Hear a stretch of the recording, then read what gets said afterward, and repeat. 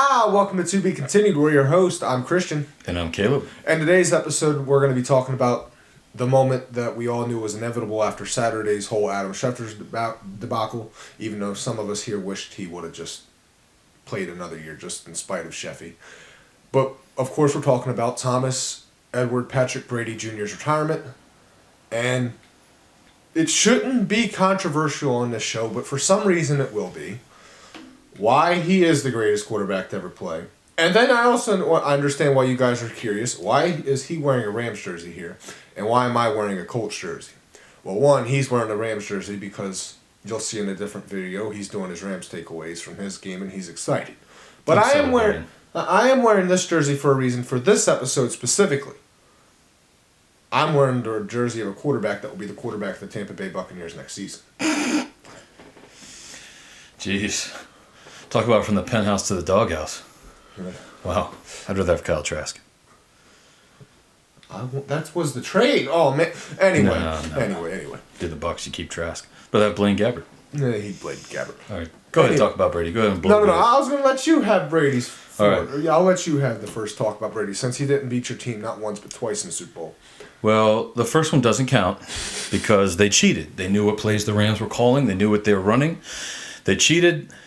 In fact, if the Patriots were a Major League Baseball team, the dynasty never would have took place. Because when Belichick got caught, Robert Kraft would have been banned for life. Bill Belichick would have been banned for life, and they would have stripped all of those records. And they would all be like, not banished, but basically banished from the Hall of Fame, like Barry Bonds and Roger Clemens. We got to do a video about that, about the Baseball Hall of Fame. Travesty. We'll do it. But anyway, back to Tom Brady, who was drafted by the Expos. So he was the last remaining draftee that was active in any sport from the Montreal Expos. So, fun fact there. Drafted as a catcher. But Tom Brady, man, he's one of the greatest of all time. There's no doubt about it. Absolutely like a top 5 football player ever. I'm not going to hate on him like that. But I think I understand why everybody's calling him the GOAT, and the fact that all these other pro football players are calling him the GOAT makes me feel like I should too. But I'm not gonna, because it's hard for me to call somebody the greatest quarterback of all time when he's only had like 1 or 2 seasons in his entire NFL career where he's been the best quarterback while he's playing.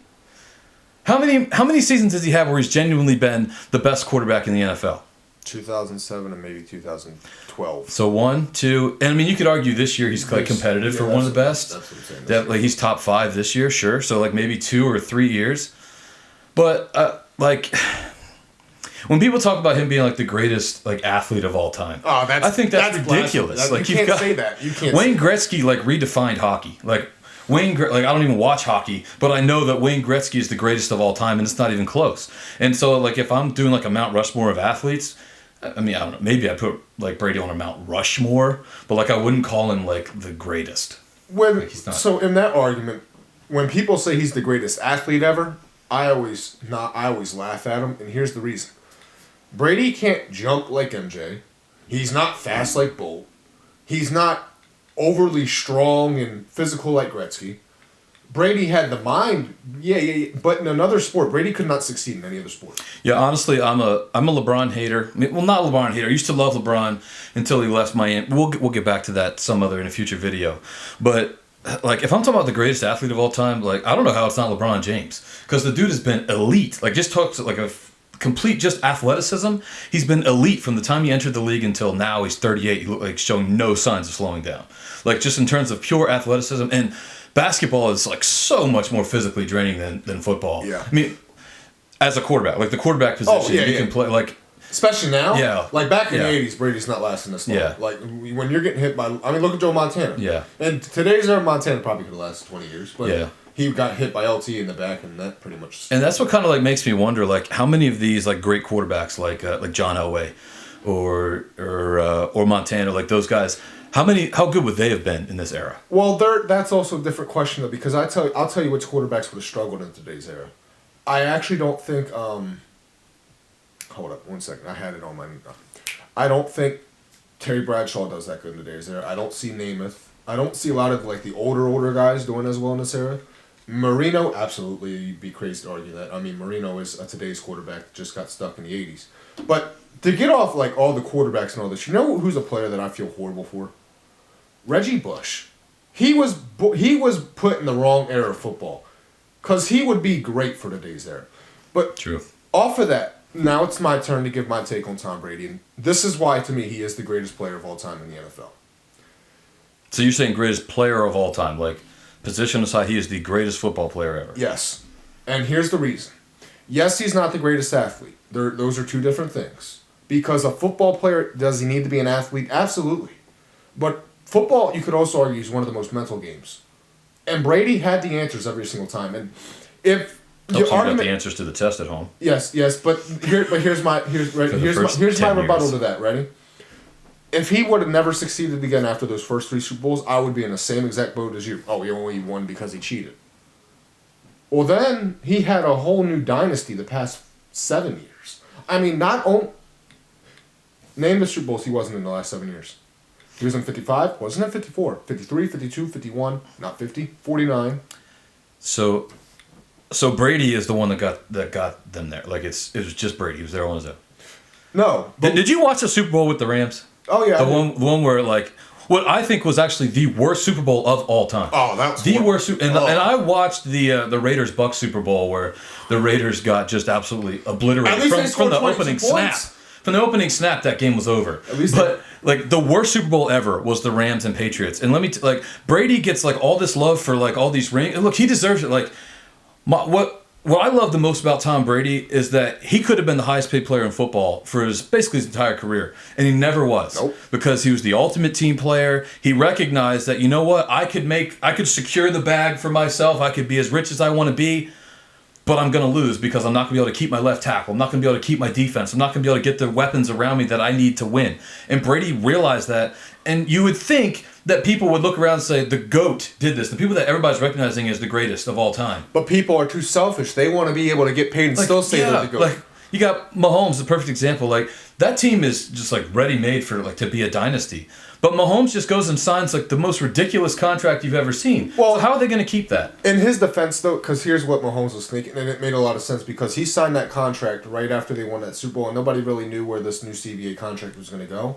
And at the pace it was going, his contract was going to look a lot like Brady's in like 5 years. So he was thinking, okay, so wasn't it like a $400 million contract or something? I forget what it was. But because of the way the CBA was moving, his contract $40 million is going to become looking like $20 million soon. But now because of COVID, it's going to take probably a little while to get there, which means his contract was horrible. Which is also ridiculous. Like the NFL made all kinds of money during COVID. Like they didn't lose money during COVID, but they still lowered that. Like that's just a bunch of garbage. Absolutely. But with Brady, and to me, I'm going to say this. I don't know if you'll agree. It won't really hit me that he officially retired until week 1 of next season, because I'll be sitting down. I'll be like, all right, here we go, football time.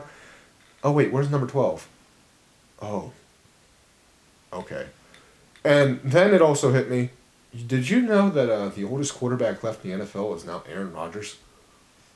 Like, who was going to win the MVP this year?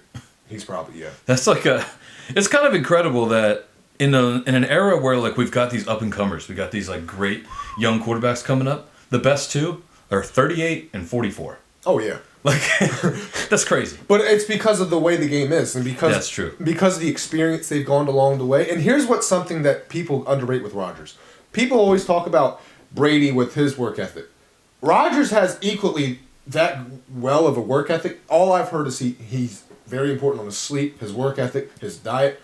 But because he's not as public with it as Brady is, people are just like, oh, how's he just good this year? He just plays like Aaron Rodgers. And he doesn't look like he's in the greatest physique. But every year... He actually looks kind of sickly. If you look him in the face, he looks rough. He looks very... Hey. But it's fitting for his like part of this role of villain that he needs some more avocado ice cream. He looks kind of like the Robert Pattinson Batman that we're getting ready to see. Well, you're getting ready to see. I'm not going to see it because it looks terrible. 3-hour movie, baby. But terrible. With Brady, it's just incredible. I mean, because before him, you were like quarterbacks once they reach the age of like 37. Oh, they hit a cliff. And Max Kellerman. Poor Max Kellerman. He's like, Brady never hit the goddamn cliff. I've been saying for 5 years he was going to hit the cliff, and guess what cliff he never hit? That one. And Brady's really the first great quarterback I think I can ever remember. Actually, no, Joe Montana. He didn't either. where they are retiring, and you're like, oh, they can still play probably another, 3-5 years. And with Ben, maybe you could say it, but you could see he was definitely regressing.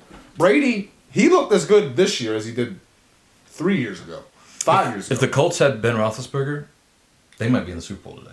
Oh, I agree. Next week. But are we saying Carson Wentz is even in their same level? No. I'm just saying, old man Ben would still have been able to play if you just stuck him. Maybe if Carson Wentz is maybe if you guys didn't destroy his ACL, maybe we could be having this conversation. Who, Carson Wentz? Yes, you destroyed him. Well, if he'd have never tore his ACL, he wouldn't be a Colt, so the whole NFL would be different. That is a big what if right there. Another big what if is what if Drew Bledsoe never got hurt?